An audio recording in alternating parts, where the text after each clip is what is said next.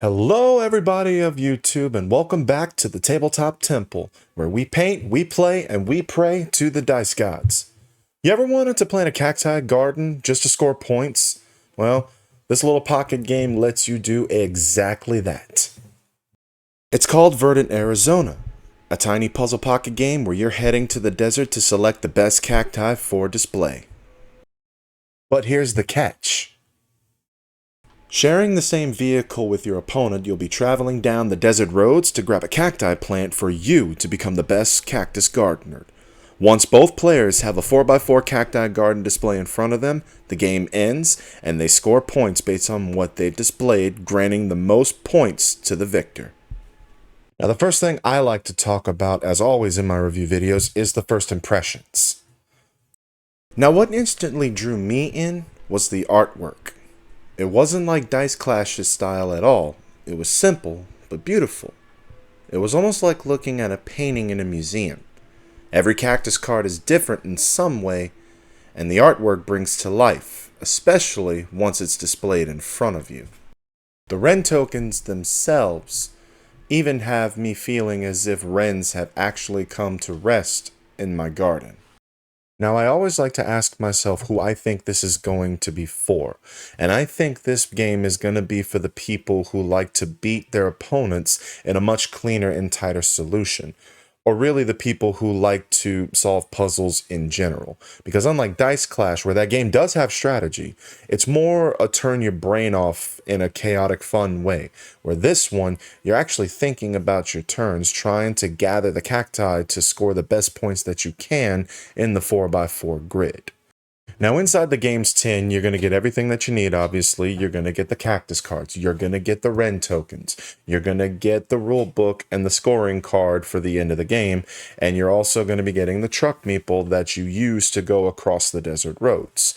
And once again, they went with PVC cards, which always feels nice in my opinion, because they're very easy to grab and you never need to sleeve them. But the Wren tokens themselves, they are thick and they're very smooth, and for a guy like me who has big fingers, they're very easy to grab and put them into your pool. You spend the Wren tokens, by the way, you spend 1 to move the truck an extra space, and you can spend 2 to swap 2 of your opponent's cards, and that's kind of messing with their 4x4 grid. So all in all, the components just feel very, very nice.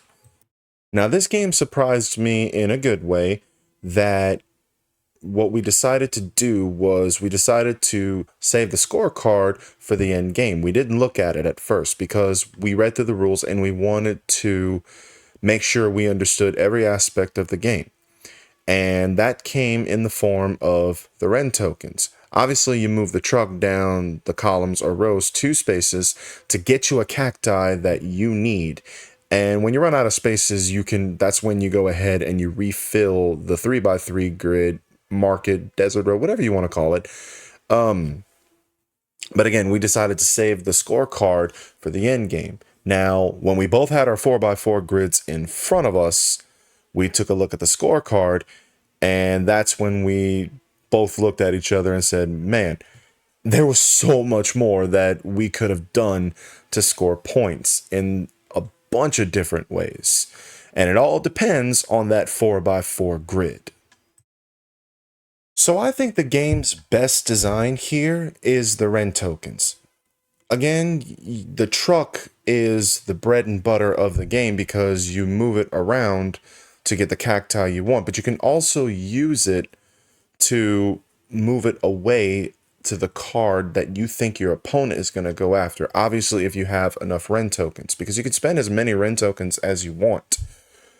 So the Wren tokens themselves, I'd say the game's best design is the Wren tokens themselves. I could talk today. They come out more than one would think, and I truly think it gives that enough push and pull to where you can ensure your own victory. Now, honest to God, what's mid about this game really is nothing.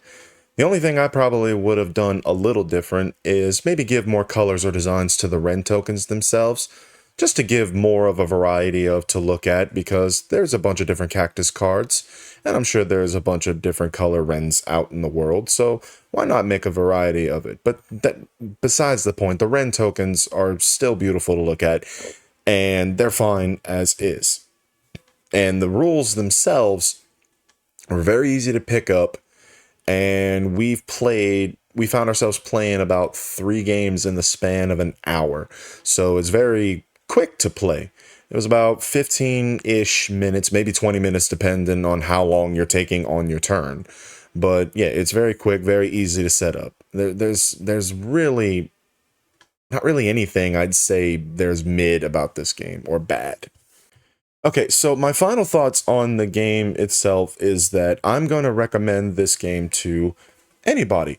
It's fun, it's challenging, whether you're playing it solo or whether you're playing it with an opponent.